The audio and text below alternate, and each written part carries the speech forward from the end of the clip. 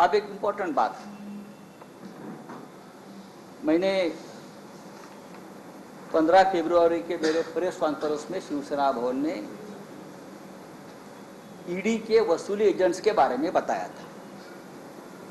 4, 5वां किरीट सोमैया भी है उसमें, गेस्ट आर्टिस्ट है वो, लेकिन बहुत इंपॉर्टेंट है। और ईडी के अधिकारी, बड़े अधिकारी, अब उसमें से कुछ अधिकारी तो भारतीय जनता पार्टी का टिकट लेकर चुनाव लड़ रहे हैं, और मैंने सुना कि इस अधिकारी ने, जो ईडी का अधिकारी था, उसने यूपी के 50 उम्मीदवारों का खर्चा भी किया है, ये मैं सुन रहा हूं। वो आप बीजेपी का उम्मीदवार बनकर चुनाव वहां लड़ रहा है। ये एक नेक्सस है। उसका मतलब ये है ईडी भारतीय जनता पार्टी की एटीएम मशीन बन गई है। मैं बहुत ही जिम्मेदारी से मेरा बयान है, as responsible citizen of nation. ED और ईडी के कुछ अधिकारी भारतीय जनता पार्टी के एटीएम मशीन बन गए हैं। उनके एक्सट्रॉशन के बारे में मैंने एक पूरा काला चिट्ठा प्रधानमंत्री जी को खुद पीएम कार्यालय में हमने लिख कर दिया है। मैंने प्रधानमंत्री जी को 28 फरवरी 13 पन्ने का लेटर मैंने लिखा, जिसमें मैंने ये बता दिया है प्रधानमंत्री जी को कि आपके स्वच्छ भारत अभियान जो है, सिर्फ कचरा साफ करना नहीं है स्वच्छ भारत अभियान, उसमें भ्रष्टाचार का कचरा भी हमको साफ करना है। इसलिए देश आपकी जय जयकार भी करता है। ब्लैक मनी, व्हाइट मनी, नोटबंदी, सब कुछ उसमें आता है। तो मैंने लेटर लिखा है कि जिस ईडी को आपने लगाया है सबके खिलाफ हमारा जो आपके राजनीतिक विरोधी है उनके खिलाफ ये ईडी क्या कर रही है असल में। मैंने पूरी 1 पार्ट, मैंने जो लेटर लिखा है वो एक पार्ट है, ऐसे में 10 पार्ट उनको देने वाला, किस्तों पे दूंगा। पिछले कुछ वर्षों से ईडी के कुछ अफसर्स और एजेंट्स, उनका एक नेटवर्क बिल्डर्स, डेवलपर्स और कारपोरेट्स कंपनी को डराने का काम वो कर रहे हैं। और ईडी का एजेंट्स का एक नेटवर्क जो है वो एक्सट्रॉशन में लगा हुआ है, करोड़ों की वसूली कर रहा है। उसकी विस्तृत जानकारी मैंने प्रधानमंत्री को दी है और मैं डॉक्यूमेंट्स के साथ बोल रहा हूं। आपको डॉक्यूमेंट्स शायद डिस्ट्रीब्यूट सर्कुलेट अभी किए हैं। ईडी का ऑफिसर का जो एक्सट्रैक्शन रैकेट है उसमें का जो की फैक्टर है उसका नाम है मिस्टर जितेंद्र चंद्रलाल नवलानी। और आपके जानकारी के लिए मैं उसका पैन नंबर और उसकी 7 अलग अलग कंपनियां भी मैंने आपको दे दी है। इस 7 कंपनियों ने 100 करोड़ से भी आसपास 100 से ज्यादा बिल्डर डेवलपर से वसूली किए हैं, एक्सट्रॉशन किया है, जिसमें कैश भी है और चेक पेमेंट भी है, डिजिटल ट्रांसफर है उसमें।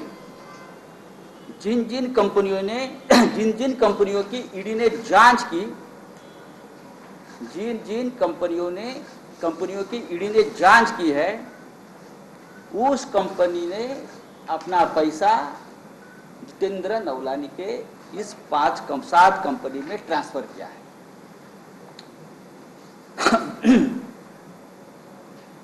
और यही ईडी जो है, ये जो नवलानी है, ये ईडी के senior officers, directors, joint directors, उनके लिए काम करता है। मैं कुछ उदाहरण आपको देता हूं। कुछ उदाहरण देता हूं, बाकी सब तो लेटर में है, आप देख सकते हैं। ये मेरा पहला लेटर है और जा रहा है। 2017 में ईडी ने दीवान हाउसिंग फाइनेंस कॉर्पोरेशन लिमिटेड की जांच शुरू की। अचानक जितेंद्र चंद्रलाल नवलानी और उसकी 7 कंपनियों के खातों में दीवान हाउसिंग फाइनेंस और उसकी जुड़ी कंपनी की ओर से 25 करोड़ रुपए ट्रांसफर हो गए। उसके बाद 31 मार्च को 2020 तक एसआर वाधवान और उनके फैमिली की ओर से जितेंद्र नवलानी की कंपनियों के खाते में और 15 करोड़ ट्रांसफर हो गए। नंबर 2, इसी तरह अविनाश भोसले और उनके मामलों की ईडी ने जांच शुरू कर दी। तुरंत अविनाश भोसले एंड ग्रुप से 10 करोड़ रुपए जितेंद्र नवलानी और उसके 7 कंपनियों में ट्रांसफर हो। यूनाइटेड फास्फोरस के मामले में भी यही हुआ है। जैसे ही ईडी की जांच शुरू हो गई, जितेंद्र नवलानी की 7 कंपनियों में 16 करोड़ रुपए ट्रांसफर हो गए। गेलॉर्ड कंपनी लिमिटेड, यही हुआ है। इस कंपनी के खिलाफ ईडी की जांच शुरू होते ही 10 करोड़ रुपया नवलानी की कंपनी सिक्योर सिस्टम में अनसिक्योर्ड लोन के रूप में रिफ्लेक्ट हो गया। बहुत ही गंभीर बात है। ईडी की जांच शुरू हो गई Monsher fire protection system private limited की कंपनी की। तुरंत 15 करोड़ रुपया नवलानी की इसी कंपनी में ट्रांसफर हो गया है। इसी तरह निरका केमिकल्स की जांच शुरू हो गई ईडी की यहां कंपनी, और बाद में नवलानी के खाते में 10 करोड़ और फिर ईजेएल के कंपनी से 15 करोड़ अनसिक्योर्ड लोन के रूप में नवलानी के खाते में ट्रांसफर हो गया है। मैंने प्रधानमंत्री जी को बताया ये लिस्ट एंडलेस है